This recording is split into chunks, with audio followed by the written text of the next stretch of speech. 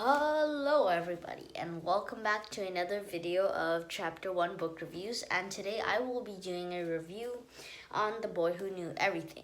Now, I did not know that this was a series, so this is actually the second book of the first book is called The Girl Who Could Fly. I believe that's the first one. However, I have to say, if you just read this book without reading the previous one, it doesn't really make a difference because I could pretty much understand the whole story without reading the one before. But I still encourage you to read the previous one because it's always good, right, before you read the sequel. So, The Boy Who Knew Everything. Well, today I'm going to give you my thoughts on the book. What are the characteristics? What distinguishes it from other books? I'll give a rating and a summary, of course. So just let me put this down first.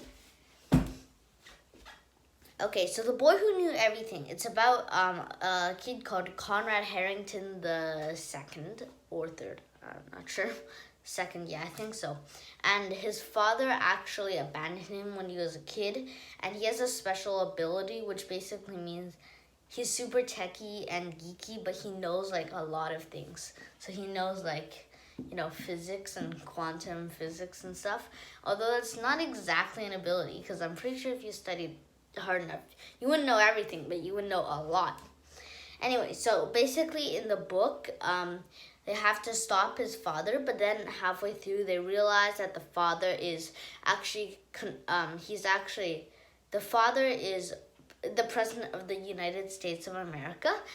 God, that just seems weird. Okay, his father is, he's the president of the United States of America, and they have to stop him because he's doing bad things, basically. But halfway throughout the book, they find out he's controlled by someone called the Dark One, and they find out who the Dark One is, which is, I'll get into more detail in the actual summary. So basically, Conrad and his friend Piper, which you will see is a main character in the first book, have a bunch of kids with abilities, and they try to stop his father. Halfway through, though, they discover this hidden place for people with special abilities just like them, and it's basically like in a valley, and then it's super hidden and hard to find, and they meet someone there who they realize in the end who's actually the Dark One. His name is Max.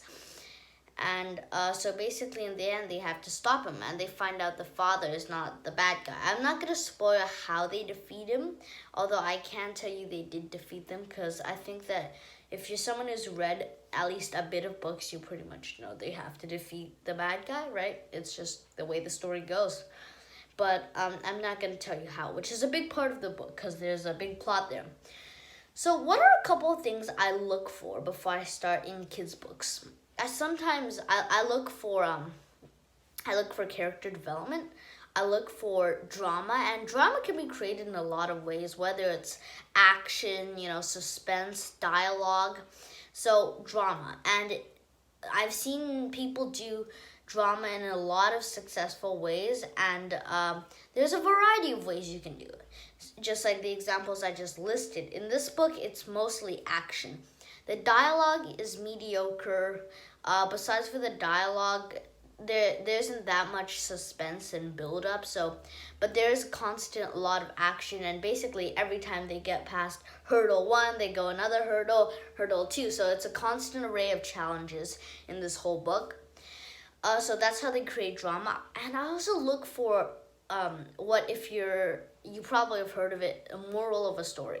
But it's not exactly the same, because the one I look for is a lesson, a life lesson. For example, in this book, it would be friendship. In the end, Conrad needs his friend's help. Even though he thought he could do it all alone, he needs his friend's help to complete the mission. And so that would be the moral of the story here. But there's so many morals. There could be like, you need to work together, you need to trust other people, and that moral is often created by character development. So after there's a main plot usually in a book. This is how a book is usually stationed, okay? So first, you set up the characters in the first couple of pages, you know who everybody is, and then you set up the challenge. And then to get to the challenge, there's challenge. And when you're roughly about 60%, 70% over the book, there's going to be major discovery. 60% major discovery. When you're 70% finished, there's a major failure, huge failure. It seems like hope is gone. And then at 75%, they establish a plan. They have to do it. It's the same for movies. At 75%, they have established a success plan.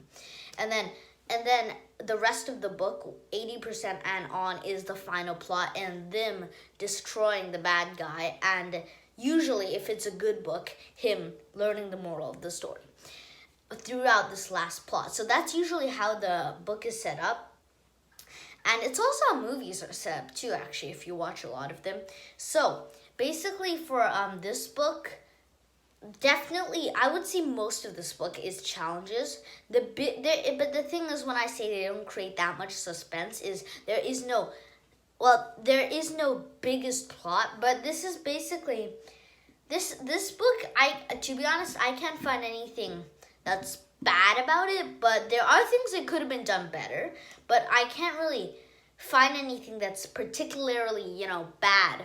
But there are definitely things that this book could have done better. For example, better dialogue, character development. They could have made more flavor, personality into each characters. But overall, this book is pretty, smooth. There's no particular downside, like there's zero drama or there's zero character development. There's zero challenges. So in overall, it is a well-paced book. What do I like about this book? Well, I like that there's a moral of the story, which is not something you see in a lot of books. A lot of books, there's action up and down, but the character development he starts like this, he ends like that. Exactly the same. So for me, I like books where he starts like this, he ends up here, because of a set of challenges. So there's like an emotional barrier too. And that's something this book did fairly well, because the moral was you need friends to help. But I think, what do I dislike about the book? I have to say, I think the characters were a little bit too perfect. And when I say this, I don't mean you have to make the characters unlikable. That's, if you think that, you got me all wrong.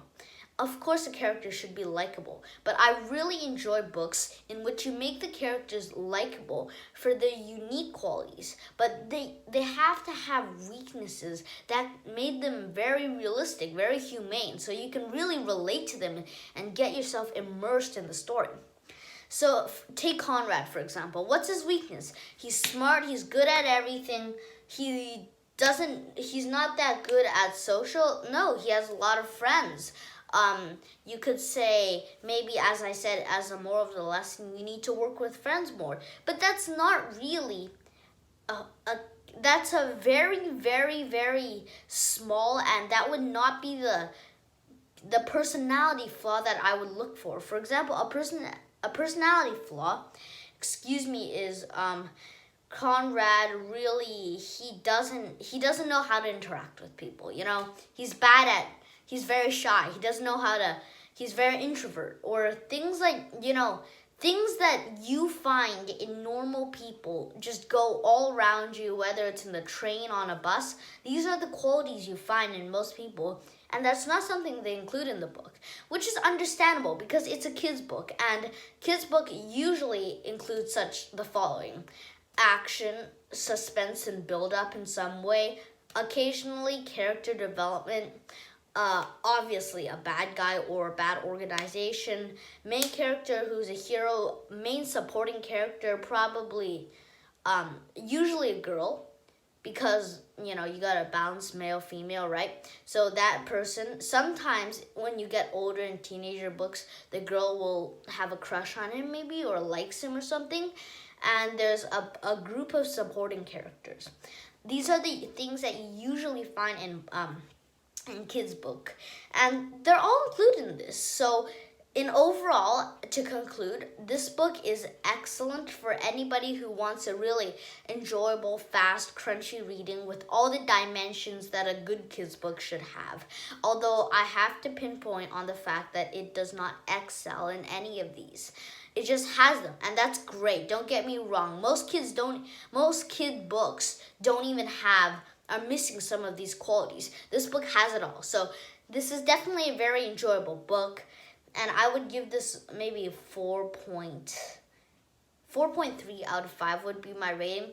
If you're someone who just looks like for a nice, good, that excels in all the qualities of your requirements, action, suspense, drama, character development, moral of the story, things like that, this is the perfect book for you. This is for you. But if you're someone like me who personally likes books that go on a deeper level with things like mental challenges, major characteristic flaws, very, very game-changing discoveries, things like that, very unpredictable, very wild, like books that have like completely different characters with very realistic characters, then I wouldn't exactly say this is my book, but it definitely is a good book, as I said. For anybody who wants a nice crunchy book to just devour up, this is great because it has all the characteristics a good book needs.